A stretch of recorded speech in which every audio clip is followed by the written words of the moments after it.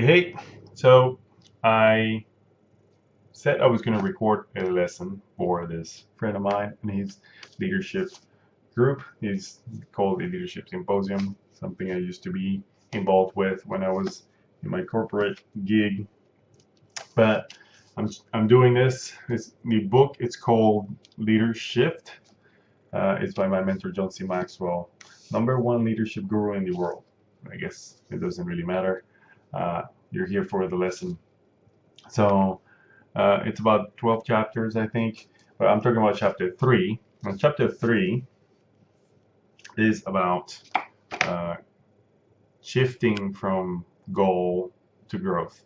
And I'm saying shifting because the concept of leader shifting is about changing your mindset from one place to another in order to become more effective. If you are trying to influence other people, or you're in a position in which you're influencing other people, I'm going to consider you a leader. It doesn't necessarily have to be that you have the title of manager or CEO or VP or whatever. It simply means you're in a position in which you're influencing other people. Leader shifting is important, according to John, simply because information is going so fast. And these days, now we're talking about change leadership, and this is probably related to some of that. It just uses different words. You're gonna have to change your mindset. So in chapter 3, he starts talking about shifting from goal setting, or not goal setting, but shifting from a goal mindset to a growth mindset. And he gives 5 examples, or at least these are the 5 examples I kind of noted from the book. And it says the first one is you're gonna grow from growing in everything, shift from growing in everything to growing in essentials. All this means is that you want to stop focusing on fixing and improving every single characteristic that you think you have to, that other people tell you that you should do, your weaknesses, your strengths, your planning, your whatever it is that you think you have to grow in, and you want to focus your energy in essential things. And the essential things is the same message you've heard before. You find your strength points, the skills that come easy to you, the talent, the things that use your talent, the things that give you energy, the things that you are like when you are your best performance. Think about those characteristics, think about that mindset, think about those subjects or whatever, and focus on improving those. The more you improve those, then you find people that can complement in the other things that you're not necessarily good at. That is what matters, and it matters because whether you like it or not, or whether I like it or not, we cannot be good at everything. And it's going to be a lot simpler if you simply focus on 3 to 5 things that you can do absolutely much better than 99% of the people around you. And that will be kind of like your lane. Some people will call this like your niche or something like that. So that's the first concept. The second concept is you want to shift from growing with a timeline to growing without a finish line. So from growing with a timeline, having a timeline, to growing without a finish line. This is about goal setting. Is probably the simplest example to use. A lot of times when we're at work, we're at business, we focus on the deadline. Like, when are you going to accomplish X, Y, or Z? And we focus on getting the deadline, getting there by whatever the date, whatever the time, whatever it is that you give yourself to be the finish line. We focus on that. But if you shift your mindset to thinking about how far can I go, as opposed to like how fast do I get there, it's a much different journey. The first setting, you're thinking about the deadlines. You create a sense of urgency. Not to say that that's not necessary, but you focus like on achieving something. Like, I want to get a car, I want to get the promotion, I want to get the title, or I want to get something. And there's always kind of like a stress, and you never really get to enjoy. and yourself, or kind of like be present at the moment because you're focused on getting whatever it is that that timeline is. He talks about shifting into a without a finish line. It says like, what if you were to focus on growth? What if you were to focus on, you set the goal, but focus on who you are becoming as you go through the process of getting whatever it is that goal that you set yourself to. It changes the perspective to something that has an ending to something that is infinite. So you can keep pushing yourself to get better every single time because you're focused on becoming better at whatever it is. Hopefully your essentials, as I said in the prior point, but that's one of the other shiftings that you probably want to be thinking about. The third one is from asking how long will it take to how far can I go. I kind of mentioned this before, but it's the same concept. If you're thinking in terms of how long is it going to take you, you will most likely not do a lot of things that you should do in order to accomplish or create the life that you want. I remember so many different resources or so many different projects that the very first thing I was thinking about is how fast can I build it?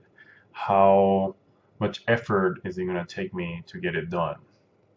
Or how long is it going to take me? How much money is it going to take me to build it? And all these other things. And it becomes like a scarcity mindset. You start thinking about resources that limited, and if I can't maximize what I have, then I'm just not going to waste my time. Air quotes. But if I switch over to how far can I go, now it becomes an exploration exercise. It becomes a what if in a positive sense. You start thinking about how far could we go if we were to try X, Y, or Z? What if we were to do this? If we were to do that? You start becoming more creative with your solutions. Now, it doesn't mean that timeline, like a timeline, a fixed date doesn't matter, or that a late line doesn't matter. It's a mindset shift in terms of how you approach the problem solving, as opposed to just focus on like getting it done. What if you just get it done by thinking about how far can you get it done? How far can you go if you get it done 80% of the way or something like that? So it becomes more creative. So if it goes to three, going from everything to essentials, from timeline to without a finish line, and from how long will it take to how far can I go. Number 4 is about going from fall out of love with the destination and fall in love with the journey. I already touched on this before, but this one's kind of like more bigger picture. If you focus, so a lot of people would say that they had big goals about making X amount of money, and you can like think and imagine yourself saying, let's just say your goal is making $1 million a year, and you can visualize yourself doing it. But then if I were to ask you, well, what's next? Then what is your answer? How do you feel about that? Now, if I were to ask you, who is the person, like who are you when you have $1 million? Like what did you become? What did you have? What experiences were you able to have in the process of becoming a millionaire in that sense?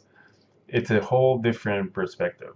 So you start thinking about bigger picture. You start thinking about how can you become better, as opposed to like just get, and it becomes again a scarcity thing, a stressful thing, as opposed to something that is enjoyable. So the last one is you want to shift from doing to being.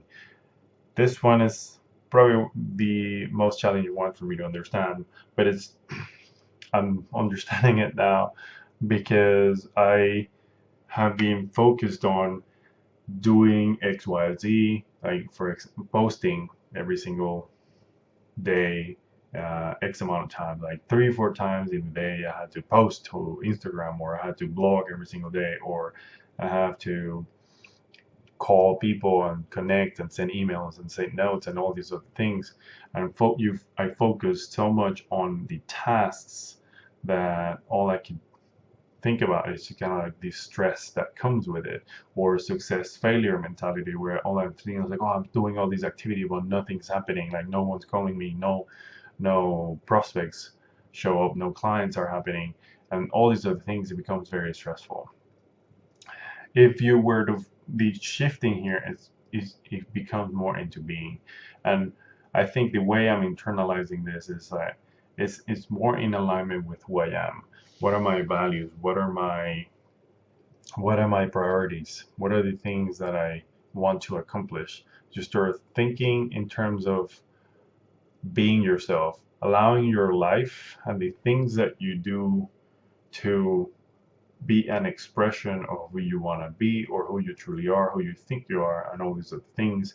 So life becomes more like a harmonious movement in terms of what you're trying to accomplish with your life. So those are kind of like the 5 different shiftings. He also touches on kind of like action items on how to do the shift from goal to growth, and I think I'll just touch that on the next video, so I'll do that tomorrow. In the meantime, think about these examples. So I'm going to just repeat them again. So he said you want to shift from goal to growth, and there are 5 things you want to shift. Number 1, you want to shift from growing in everything to growing in essentials. Number 2, you want to shift from growing with a timeline to growth without a finish line. Number 3 is you want to think about how long it will take and shift that to how far can you go. Number 4 is about falling out of love with the destination and move into fall in love with the journey. And the last one is number 5, go from doing to being.